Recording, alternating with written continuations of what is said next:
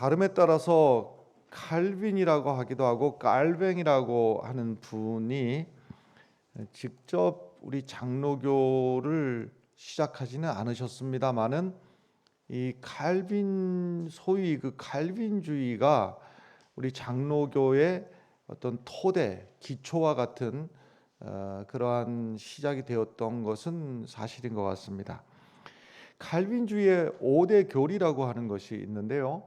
그 중에 첫 번째가 인간의 전적인 타락, 그 다음에가 무조건적 선택, 그 다음에 제한적 속죄, 불가항력적 은총, 성도의 궁극적 구원, 그런 것들이 있는데요. 그 중에서 첫 번째 인간의 전적 타락, 이것은 그 인간의 처음 본래성, 그러니까 하나님을 알기 전에 하나님을 떠난 상태에서 그 인간의 죄성, 이것을 말을 해주고 있는 것인데요. 그러니까 태어날 때부터 우리 안에 저 깊은 곳에 뿌리와 같이 죄가 딱 자리 잡고 있다고 하는 겁니다. 그러니까 출생하면서부터 어머니 뱃속에서 탄생하면서부터 제일 밑바닥에 이 죄의 쓴 뿌리가 딱 자리를 잡고 있었다고 하는 거예요. 근데 이제 이 죄의 뿌리가 말이죠. 제일 먼저는 나를 찌릅니다. 이게 자주 찌릅니다. 그래서 자꾸 찔려요. 죄 때문에 우리가 이제 살면서 이런저런 고통을 당하는 거, 또 깜짝 놀라고 아프고 하는 게 이게 이제 내 안에 있는 그 죄가 나를 이따금씩 한번 찌르는 겁니다. 그러니까 내 안에 있는 죄가 나만 찌르는 게 아니고 내 옆에 있는 사람도 찌릅니다. 그래서 우리가 이제 의도하지 않게 나는 그런 뜻으로 말한 게 아닌데 왜 그렇게 속상해하느냐, 이런 장면이에요. 나는 전혀 그럴 의도가 없었는데 그게 뭐 때문이냐면 내 안에 있는 그 죄의 뿌리가 나를 찌르고 주변을 찌르고, 그것이 이제 조금 확대되면은 이제 공동체를 또 어렵게 하고, 이제 공동체라면 신앙의 공동체. 그러니까 교회라고 하는 것도 우리가 뭐 이런저런 소리를 별 소리를 다 해도 결국은 더 좋아지기 위해서 교회를 다니는 거잖아요.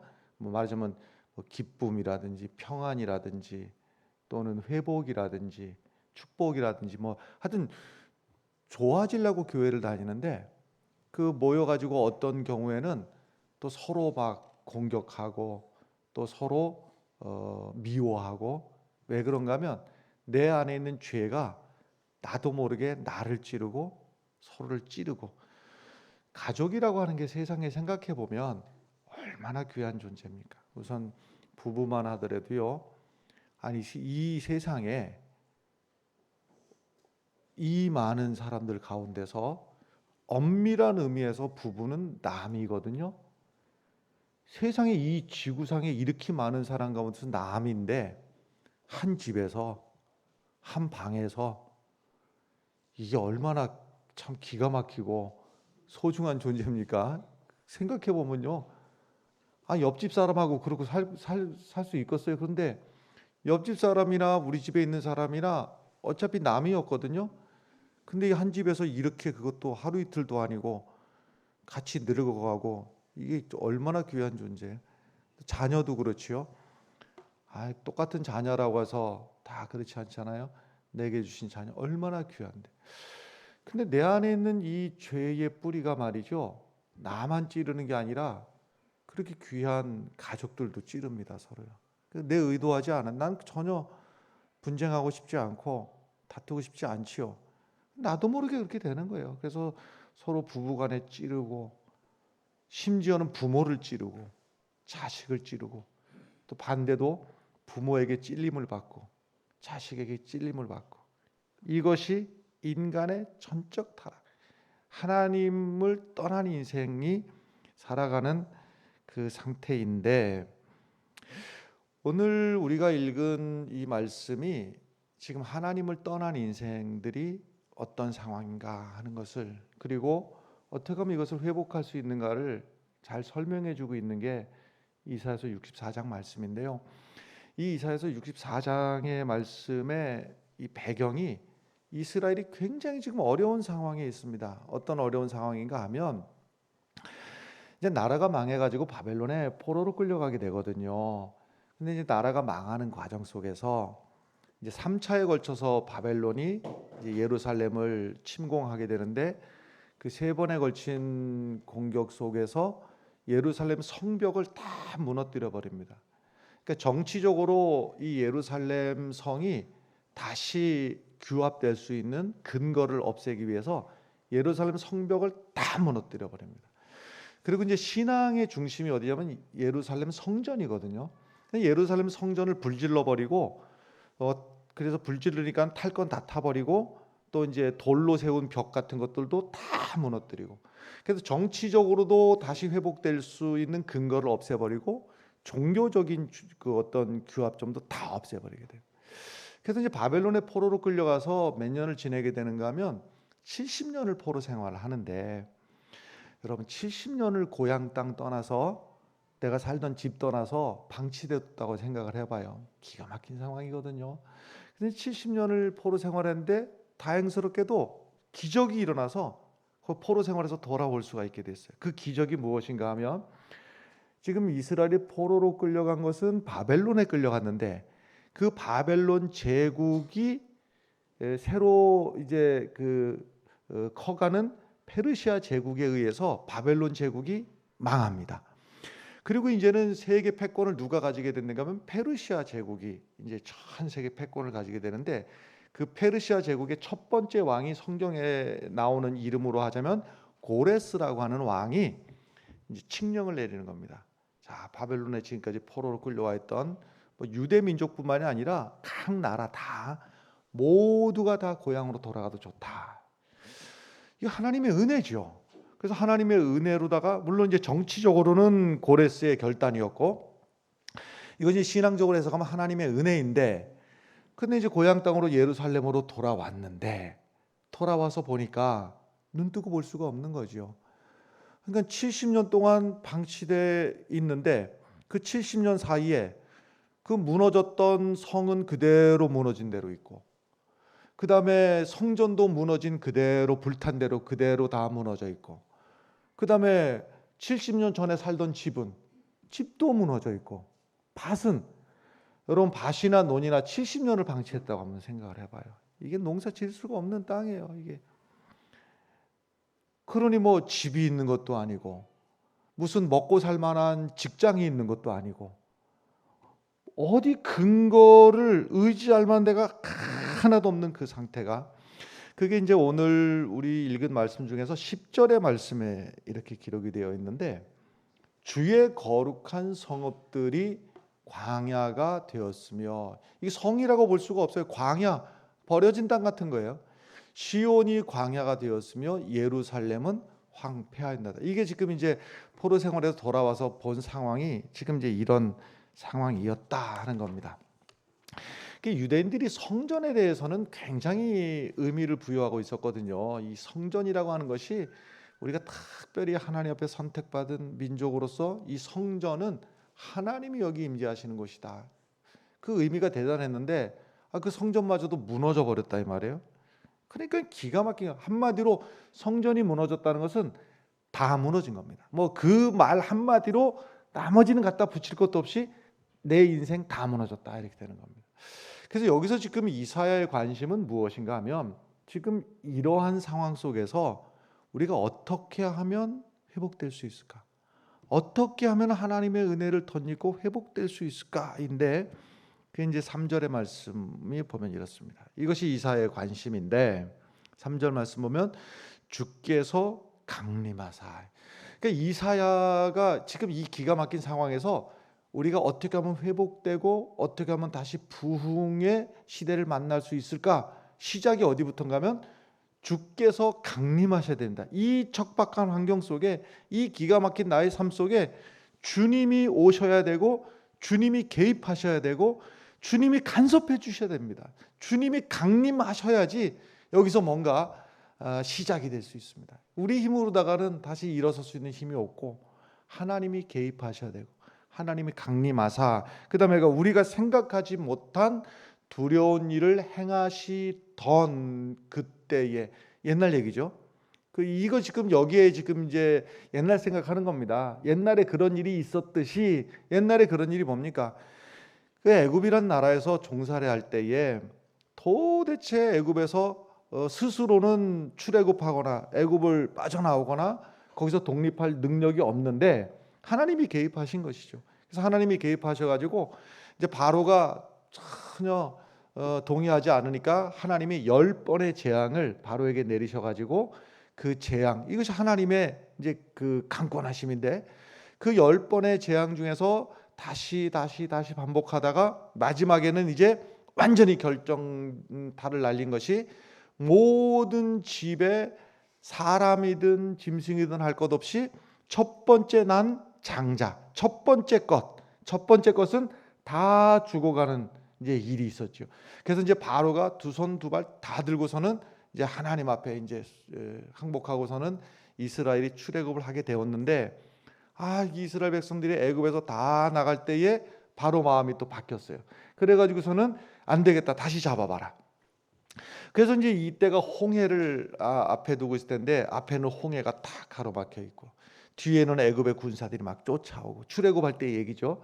이때 하나님의 은혜로 그 홍해를 쫙 갈라주셨고 그래서 이제 그 홍해를 마른 땅으로 이스라엘이 다 건너가게 되었는데 이스라엘이 다 건너갈 즈음에 뒤에서 달려오던 애굽의 그 군사들이 말을 타고 막 쫓아오는데 다시 하나님이 그 물을 덮어버리니까 애굽의 모든 군사들이 다 수장이 되어버렸다. 그런 옛날 얘기인 겁니다. 그래서 이제 가까스로 애굽을 벗어나서 시내산이라고 하는 곳에 바로 도착을 하게 되는데 그 시내산에서 거기서 이제 하나님을 만나게 되는 겁니다. 그래서 하나님이 그 시내산에서 강림하셔가지고 이스라엘하고 자 지금부터 우리가 계약서 쓰자. 계약서. 그 계약서가 바로 우리가 대하는 십계명의 말씀이 되는 것인데 그 계약의 내용은 이런 겁니다. 너와 나와 지금부터 상관이 있자. 상관이 관계를 맺자라는 거예요. 그게 뭐냐면 내가 너의 하나님이 되어줄게. 너는 나의 백성이 돼. 그래서 이제 하나님하고 이스라엘하고 특별한 관계가 이 계약 때문에 특별한 관계가 된 겁니다. 여러분 세상에 숫하게 많은 남자 여자 가운데서 집에 한 집에 사는 부부들은 왜 한 집에 살고 있습니까, 여러분? 그 계약 아닙니까? 지금부터 당신은 나의 아내가 되고 나는 당신의 남편이 되고 서로 지금부터 약속하자. 그 계약에 의해서 지금 한 집에 사는 것이지 그 계약이 아니면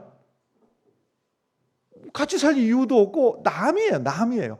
그 계약 때문에 한 집, 한 가족, 한 가정을 이루고 사는 것과 마찬가지로 하나님이 이제 우리는 상관이 있는 나는 너의 하나님이고 너는 나의 백성이고 이 계약을 맺은 것이죠. 그래서 그때를 이제 기억을 하는 거예요.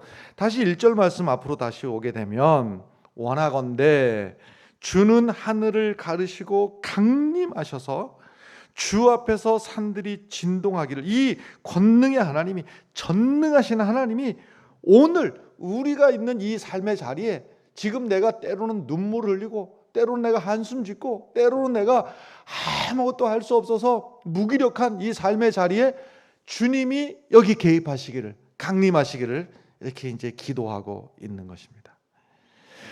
여러분 하나님이 우리 인생 가운데 개입하실 때 무슨 일들이 일어나는가? 지금부터 제가 몇 가지 예를 말씀을 드릴 터인데 이 다 성경에 나오는 이야기들인데요. 제가 이 예들을 빨리빨리 말씀드릴 때 그 배경 또는 무슨 내용인지 잘 모르겠다 싶으신 분들은 특별히 성경 공부하는데 꼭 좀 참여를 하시기를 권하겠습니다. 그럼 알아들으리라고 우선 저는 생각하고 말씀을 드리는데요. 아브라함이라고 하는 사람이 이제 하나님의 부르심 따라 가지고서는 내가 내게 지시한 땅으로 가라. 그래서 거기서 이제 살던 곳이 가나안 땅이었는데 그 가나안 땅에서 사는 동안에 거기서 이제 기근을 만났습니다.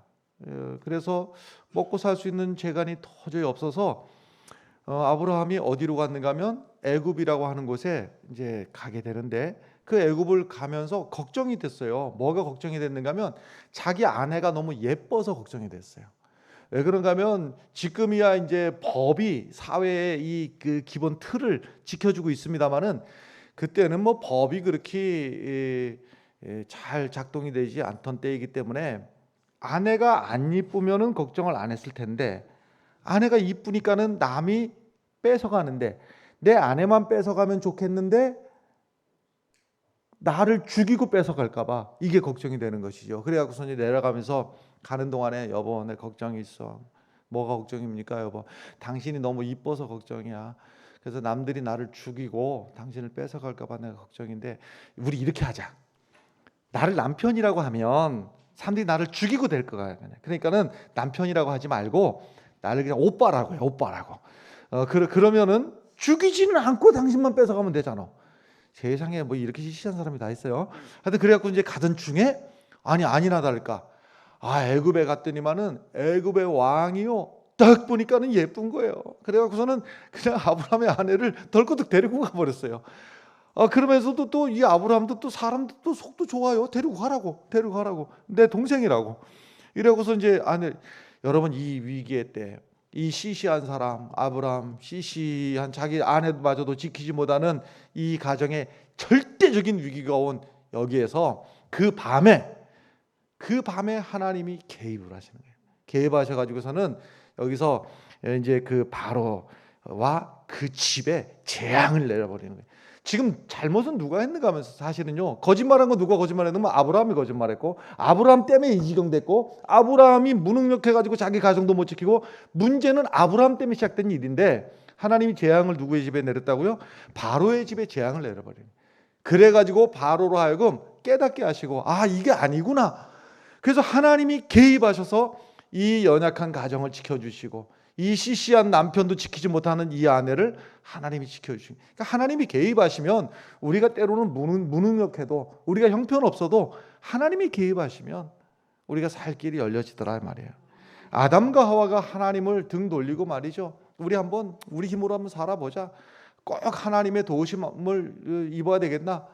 그래서 아담과 하와가 자기들 힘으로 살아보려고 선택한 것이 결국은 그 죄악 가운데 허우적거리게 되었고 하나님의 은총을 가리우게 되니까는요 이 땅이 피폐해지고 관계가 피폐해지고 다 문제가 생기고 근데 이 역사에 이 인류의 역사에 하나님께서 개입하시게 되는 것이죠. 그것이 바로 예수 그리스도를 이 땅에 보내주셔서 그래서 그 예수 그리스도를 믿는 자마다 구원을 받게 하시고 살 길이 열려지게 하시고 이것이 하나님의 개입인 것이죠.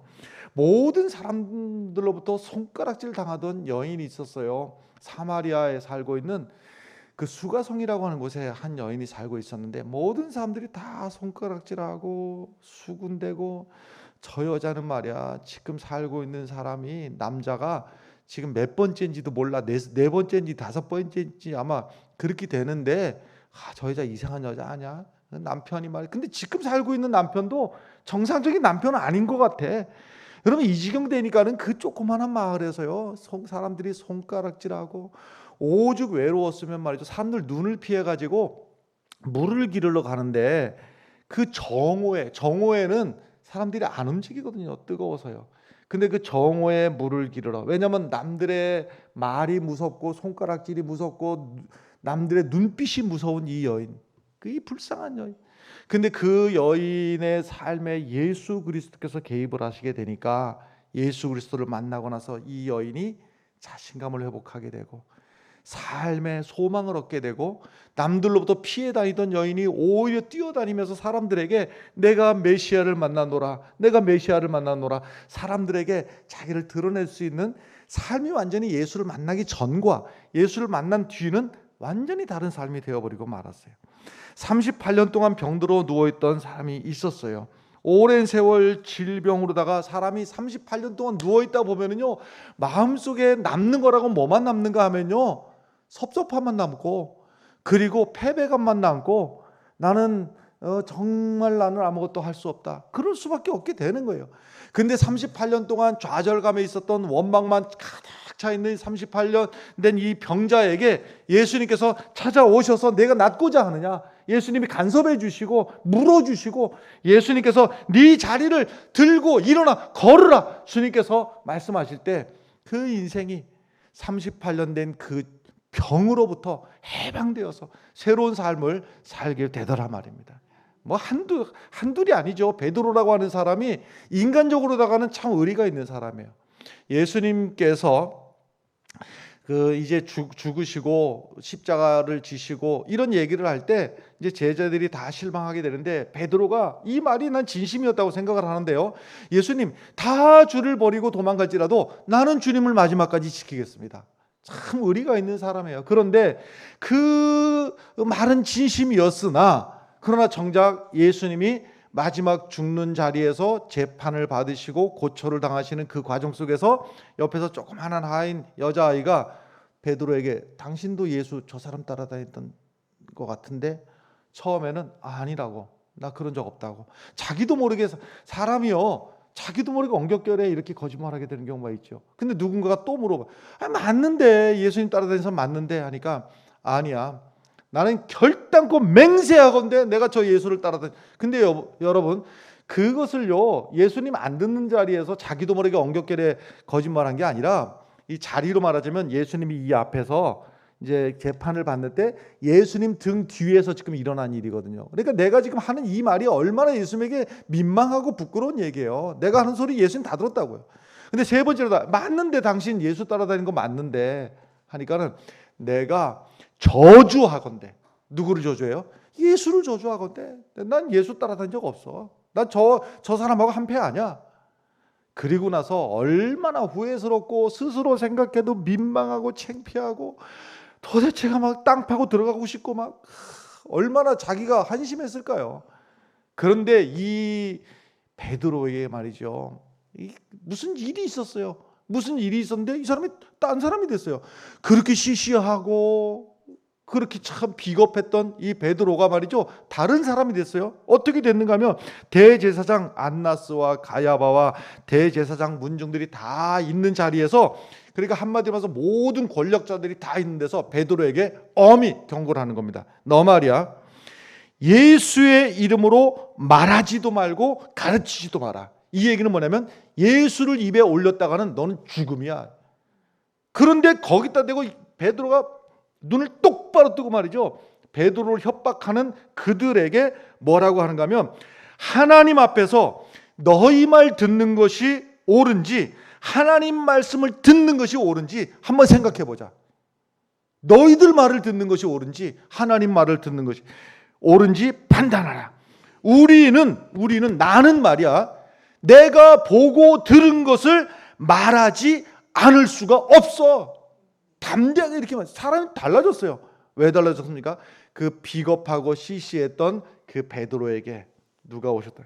성령이 오신 거예요. 성령이 그 인생에 개입하시고 성령이 간섭하실 때 시시한 사람이 변해서 담대한 사람이, 비겁한 사람이 되어서 당당한 사람이 되었던 겁니다. 할렐루야.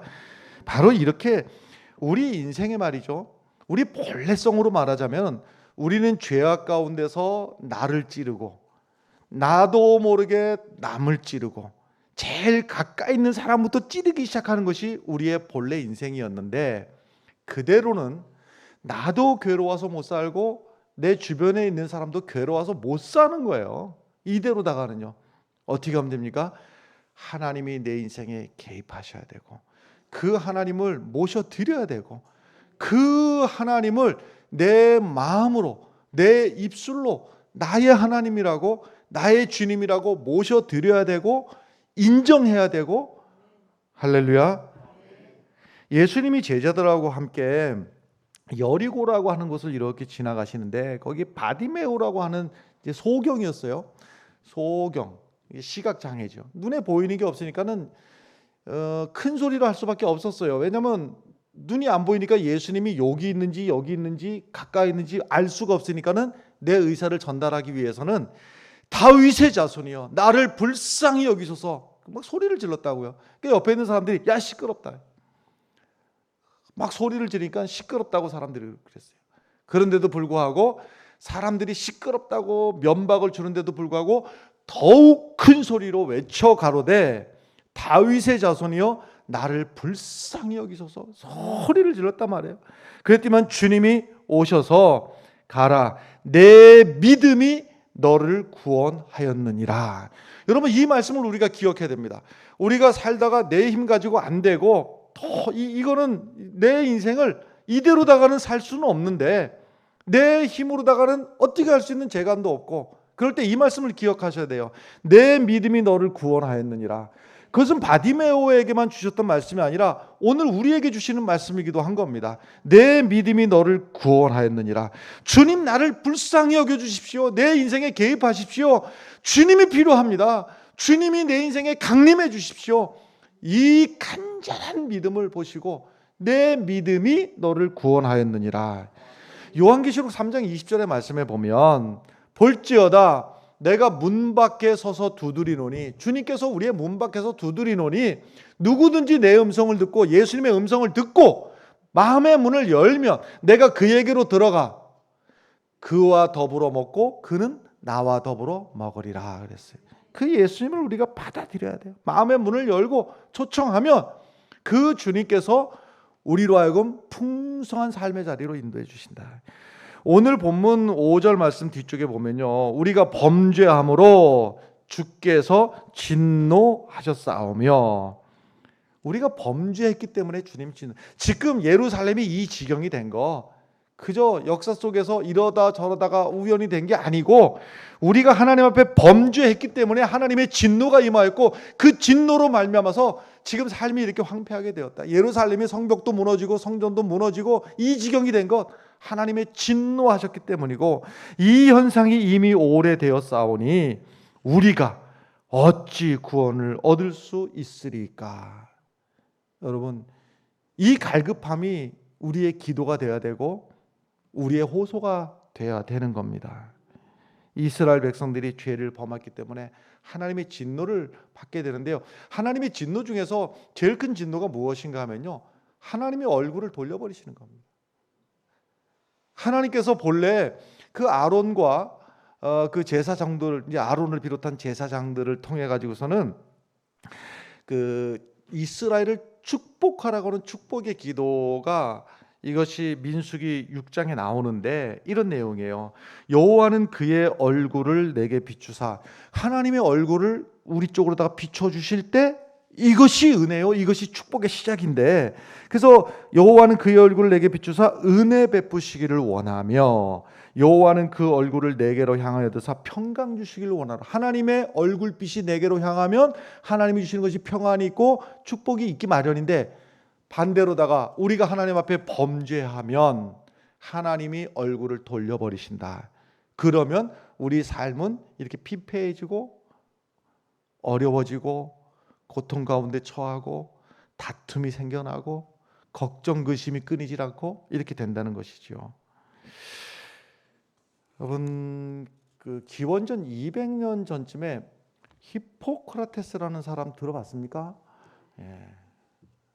이분이요 발견한 것이 이제 여러 가지 있습니다만은 버드나무가지를 통해 가지고 버드나무 잎이나 아니면 버드나무 껍질을 어떻게 이렇게 잘 끓여서 먹으면 통증이 심한 경우에 그 버드나무 이파리, 버드나무 껍질을 이렇게 이제 통증이 이제 그 많이 줄어든다고 하는 것을 이분이 이제 발견한 것이죠. 나중에 보니까 이것이 이제 그 버드나무의 그 살리신이라고 하는 성분이 이게 이제 나중에는 이제 그 아스피린을 만들 때 실릭산이라고 하는 이제 물질이 거기서 이제 추출이 되게 되는데 그걸 기원전 200년 전에 히포크라테스가 그걸 알게 된 거예요. 참 대단한 사람이죠.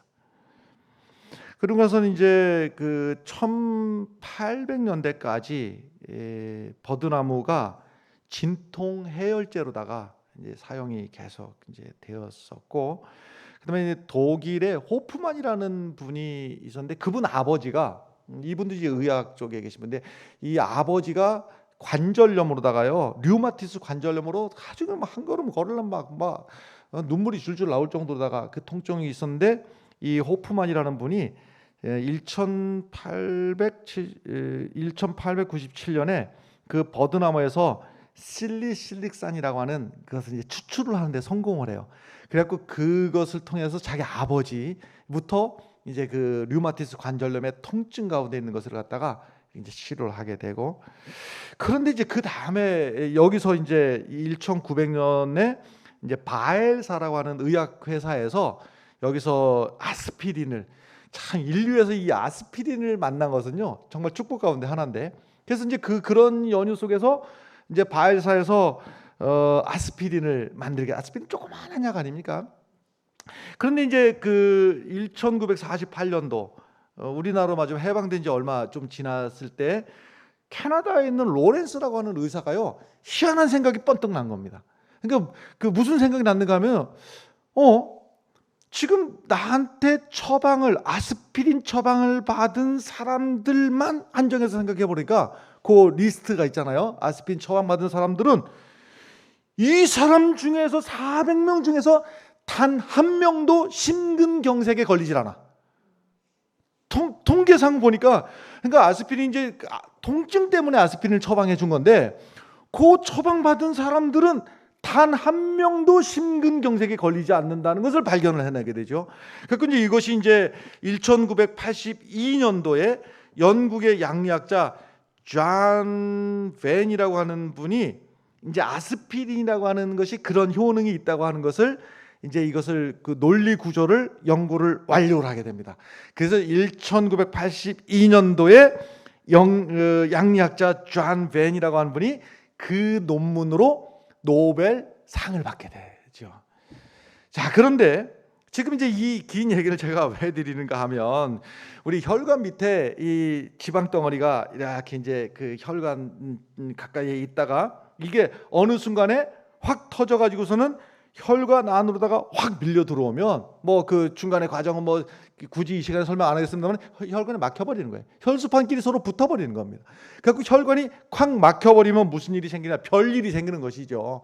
뭐 중풍이 생긴다든지, 아니면은 또 심근경색, 심장 쪽에 근육이 움직여야 되는데 근육이 못 움직이는 거예요. 그 혈관이 막혀버리니까요. 그러니까 심근경색, 심지어는 심장마비. 심장마비면 무슨 얘기입니까? 죽는 거죠. 바로 죽는 것이요. 그 중풍, 심근경색, 뭐 심장마비, 이런 일들이 아스피린 요만하지 않습니까? 요만한 게 몸속에 들어가 가지고서는 그 몸에 다 퍼져 가지고서는 말이죠. 이 작용이 지금 혈소판들이 서로 엉켜 가지고 혈관이 막히는 것을 싹 녹여줘 버리는 역할을. 그러니까 아스피린이 대단한 약인 것이죠. 생각해 보면. 자, 아스피린 얘기는 여기까지 하고, 하나님과 우리 사이에 죄라고 하는 것이 끼이게 되면 말이죠, 우리가 어떤 노력을 해도, 어떻게 애를 쓰고 살아도 하나님의 은혜의 저수지로부터 오는 우리에게 공급되는 그 신앙의 관이 말이죠, 오염물로, 죄악으로 막혀버리면 우리는 어떤 노력을 해도 우리는 복된 삶을 살 수가 없습니다. 제일 먼저 해야 될 일이 무엇인가 하면 하나님과 우리 사이에 막혀 있는 것들을 제거하는 데부터 시작을 해야 되는데, 시편 66편 18절에 딱 정의하기를 이렇게 했어요. 내가 나의 마음에 죄악을 품었더라면 주께서 듣지 아니하시리라. 이 죄 문제를 해결하지 않고서는 하나님과 우리 사이에 어떤 기도를 해도 하나님이 들으실 수가 없고, 하나님이 어떤 응답을 우리에게 주셔도 우리가 그것을 받아들일 수가 없다, 이 말입니다. 역대하 7장 14절, 성전을 봉헌할 때에 솔로몬에게 이렇게 약속해 주셨는데, 내 이름으로 일컫는 내 백성이 그들의 악한 길에서 떠나 스스로 낮추며 기도하여 내 얼굴을 찾으면 내가 하늘에서 듣고 그들의 죄를 사하고 그들의 땅을 고칠지라.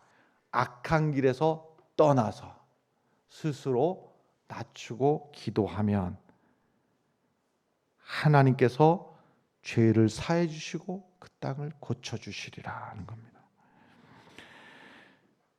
죄의 길에서 돌아서는 때부터 부흥은 시작되고 하나님의 축복은 시작되는 겁니다.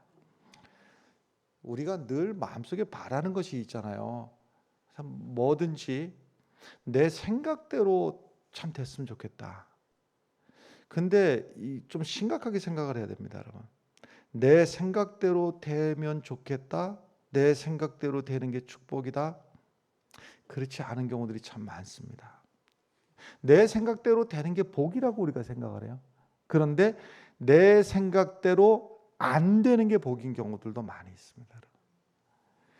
그 이스라엘 주변에 아람 나라라고 하는 나라가 있었는데 이 사건이 있을 때는 아람 나라가 강대국이었습니다. 이 아람 나라에 나아만이라고 하는 군대 장관이 있었는데 이 사람이 이 나라에서는 왕에게 굉장히 인정을 받는 아주 1등 공신이었는데 이 사람 문제가 나병이 들었어요. 중병이 들은 겁니다. 나병이 들어가지고서는 가만히 소문을 듣자 하니까 저 이스라엘에 가면 참 용한 선지자가 하나님의 선지자가 있는데 그 선지자를 만나면 어떻게 고침도 받는다는데 이 소문을 갖고서는 이제 이스라엘까지 먼 나라까지 온 거예요. 이 강대국에서 조그마한 나라에 온 거예요. 말하자면 좀 미국에 있는 고위직 관리가 말이죠. 무슨 장관쯤 되는 사람이 이제 한국에 이렇게 온 거나 마찬가지. 그러면 어떻습니까, 여러분? 저 큰 나라에 장관쯤 되는 사람이 오면 여기서 특별하게 배려를 해줬으니까 여러 가지로 뭐 예의를 갖추고 뭐 여러 명이 나가고 환영을 한다든지 뭐 이런 게 있잖아요. 근데 웬걸 자기는 외국에서 인정받는 군대 장관이 딱 이 조그만 나라에 왔는데 내 생각에는 사람들이 막 마주 나와가지고 선지자 정도 되면 자기가 하나님의 선지자일지라도 내가 큰 나라 사람인데 와가지고서는 막 어떻게 할 줄 알았는데 웬걸 사람 이래도 되나? 아니 종을 내보내가지고 저 가서 요단강 가서 몸을 7번 씻으랍니다 하고 가버렸어요. 그러니까는 그냥 화가 나는 것이죠. 그래서 열왕기하 5장에 이렇게 이제 기록이 되어 있어요. 나만의 생각이 내 생각에는 내 생각에는 여기가 중요해요. 요 포인트가 뭐냐면요. 내 생각에는 이게 포인트예요. 내 생각에 그가 선지자가 내게로 와서 서서 그의 하나님 여호와의 이름을 막 주여 막 부르면서 그의 손을 내 부위에 내 상처 부위에다가 흔들어서 나병을 고칠까. 그러니까 뭔가 그래도 막 병을 고치기 위해서 막 애를 쓰는 모습을 내가 보고 싶었는데 누구 생각에? 내 생각이 그랬다. 그런데만 내 생각이 계속되는데요. 12절에 보면 다메섹 강 아바나와 바르바른 이스라엘 모든 강물보다 낫지 아니하냐. 내가 거기서 몸을 씻으면 깨끗하게 되지 아니하랴 하고 몸을 돌려 분노하여 떠나니. 그러니까 내 생각의 마지막이 뭐냐면요. 분노하고 돌이키고 떠나고 결론이 뭐냐면 안 되는 겁니다. 그러니까 내 생각의 마지막은 무엇인가 하면요. 안 되는 것으로 끝나는 거예요. 근데 여러분 어디부터 하나님의 역사가 시작이 되는가 하면 그 내 생각을 포기하는 데서부터 하나님의 역사는 시작이 되는 겁니다. 우리는 착각하는 거예요. 내 생각대로 오늘 이랬으면 좋겠고 오늘 비가 왔으면 좋겠고 오늘은 맑았으면 좋겠고 뭐 오늘은 이랬으면 좋겠고 그것이 우린 축복이라고 생각하잖아요. 아니에요. 천만의 말씀에 아니에요. 내 생각이 포기되는 데부터 하나님의 축복의 역사가 시작이 되는 거예요. 그래서 내 생각을 포기하고 옆에 있는 사람이 그러는 거예요. 옆에 있는 종이 생각해 보세요. 아니 가서 7번 씻으려는데 못할 것도 없지 않습니까? 그거보다 더한 거 하라고 그랬으면 뭐 안 하려고 그랬습니까? 아니 하면 되잖아요. 왜 못 하는데? 생각해 보니까 못할 것도 없어. 그래서 요단강에 가서 7번 그 몸을 씻었더니 7번 씻었더니 하는 건 내 생각을 포기하고 내 생각을 버리고 누구 말대로 하나님의 선지자의 말대로 그대로 가서 7번을 씻었더니 깨끗함을 얻게 되었더라. 여러분 이것이 나만의 얘기가 아니라 오늘 우리들도 이치는 똑같습니다. 내 생각대로 되는 게 축복이 아니라 내 생각을 포기하고 하나님 앞에 내 죄성을 다 드러내놓고 하나님 내 인생에 간섭해 주세요. 우리 가정의 주인이 되어 주세요. 할렐루야. 물론 말이죠. 물론 우리 주변의 문제들이 뭐 아니다는 게 아니라 내 남편 탓일 수도 있고 뭐 또 그놈 때문에 내가 이렇게 고초를 당할 수도 있고 내가 거칠게 얘기하면 재수가 없어서 내가 지금 이 일에 내가 매일 수도 있고 아니면 지금 시대가 이 모양이라서 내가 지금 그럴 수도 있고 그 말이 꼭 틀린 말들은 아닐 수 있으나 근데 우리의 시작은 어디부터 시작인가 하면 나부터 시작인 거예요. 내 죄성을 내 안에 있는 죄성을 하나님 앞에 인정하고 내 생각을 포기하고 그리고 하나님 말씀 앞에 순종하는 것. 여기부터 하나님의 치료의 역사가 시작이 됩니다. 이제는 우리 구주 예수 그리스도의 은혜와 하나님 아버지의 크신 사랑과 성령님의 감화 감동 역사 인도 이루하심이 이제로부터 영원토록 함께 하시기를 간절히 축원하옵나이다. 아멘.